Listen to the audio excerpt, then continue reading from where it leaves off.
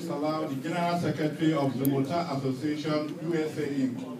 We have a lot of our members who are in NIDO, as board members, members of our association in various other organizations who are here tonight. And we thank you very much for what you are doing for our organization.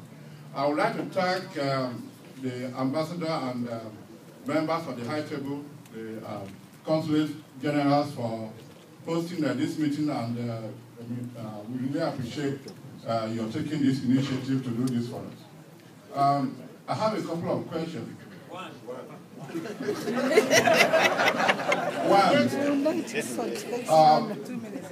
read in several newspapers that our president said that Nigeria had to live with the incessant bombing by Boko Haram.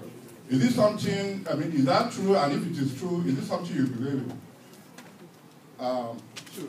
Number two, you made a statement that Boko Haram is only present in 4 states in the country. That is enough to cause a lot of damage. And you cited IRA and the 9/11 issue that happened in the US, that every country has their own specific problem. That is true. But what they do to solve it, they make everybody know about it. Yes. USA, for example, when they had the 9/11, they set up the Homeland Security office. And they brief the people every day, and we know what they do. In our own case, nothing like that is happening. All we keep hearing is, we are taking it very seriously, we are doing something about it. The people need to know what is it exactly they are doing.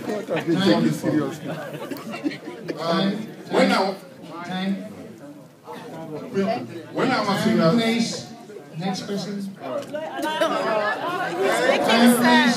Next person. We have to start till we are doing 1 minute, please.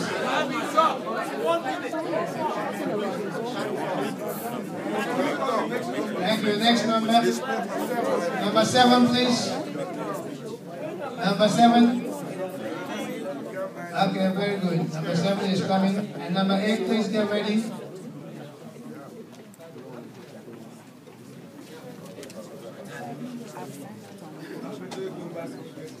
Good evening. Your Excellency. Good evening, fellow Nigerians. Good evening. My name is Patricia Biafulike. I'm from Atlanta. I'm one of the executives of Nigerian Women Association of Georgia. We are here. We answered this call because we are concerned that the population that we serve are directly impacted by the crisis going on in Nigeria. Our mission, our core focus is empowering women and children in every way, through education, culture, health, all of those. Now, we came here to ask, what is the fate of the women and the children who are caught in this crossfire between Boko Haram and Christianity? Now, I want to ask something, or rather suggest something. When your children do something wrong and you come home and you ask who did this, nobody wants to say anything. When you threaten to punish all of them, somebody tells the truth. Is it possible that the federal government can, for example, withhold federal allocation to these 4 states and light the fire under their feet and force them to denounce Boko Haram and present these culprits and let them be publicly executed? Thank you. Can this be done? Because our government has the guts to do that. My personal annoyance is that we've been already, it's too many talking and nothing being done. Can you please relate this to government? Can this be done? That's one. And last, everybody in here, including yours, Excellency, understands that we have an entrenched problem with corruption. Subsidy cannot work. Removing it or putting it back cannot work. Catching these culprits cannot, and executing them cannot work. Why? Because of corruption. Can the federal government constitute a commission, a bulldog with teeth, that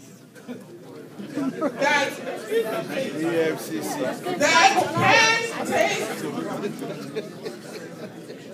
time is running, that can actually take action against corruption? Numbers that you can advertise throughout the country. If you go into an office to get a form and they say there's none, and you present money and they take it, call this number and these people will be executed. That's execution. We're talking action. Excuse me, we are here to solve problems. We're talking action. Can the government do that? And all of us in here, I know time. Excuse me.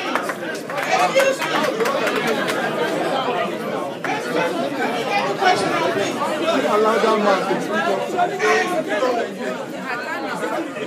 Using the time and letting noise. And last, please, Your Excellency, all of us in this room are part of the problem. Can we, excuse me, at the end of this evening, can you challenge all of us in the diaspora to make a commitment not to be part of corruption? Can you come home and refuse to bribe anybody? And if they refuse to cooperate, call the commission and be sure that an action will be taken immediately.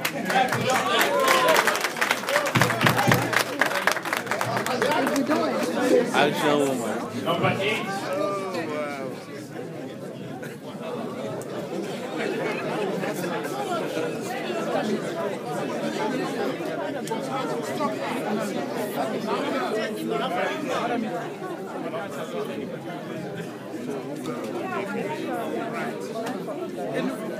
Please, ask a question.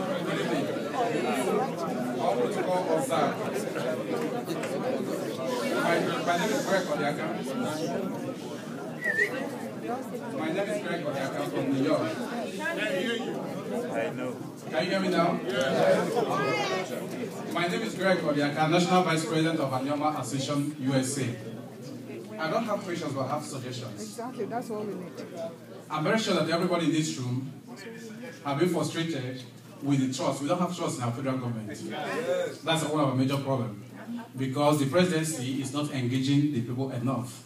Yes. In this world of a global village, I thought as we are here that the president is supposed to address us by satellite, supposed to show some commitment. Yes. You can't sit down in your house, in your office, and we are here discussing something, expecting you guys to deliver everything to him. By the time the message passes from one person to the other, it must have been diluted. So my suggestion here is that we need a timetable for the refineries, one. The second question is, we need transparency and transparency on extra revenue on the subsidies and the check and balances. 3, on Boko Haram, we cannot negotiate with terrorists. Federal government must take a stand. You can't negotiate with them at all. And lastly, we have excessive in our system. We need to set up a new constitution, because what we have now is not a federal constitution. We need a federal constitution. It's personal and selfish constitution. People that drafted the 1999 constitution did it for their own selfish interests. We need to readdress it. They need to incorporate all the brains we have, including those in diaspora, come together and address the basic needs of our people. Thank you very much. Well, I think gentlemen, will you pass your suggestions to Baba? Some of the points to raise. That is the kind of thing I'm looking for from you. Let us, when you have those suggestions, we are all very unhappy about what is happening. We are complaining. If you just complain and complain, those fat cats will come back.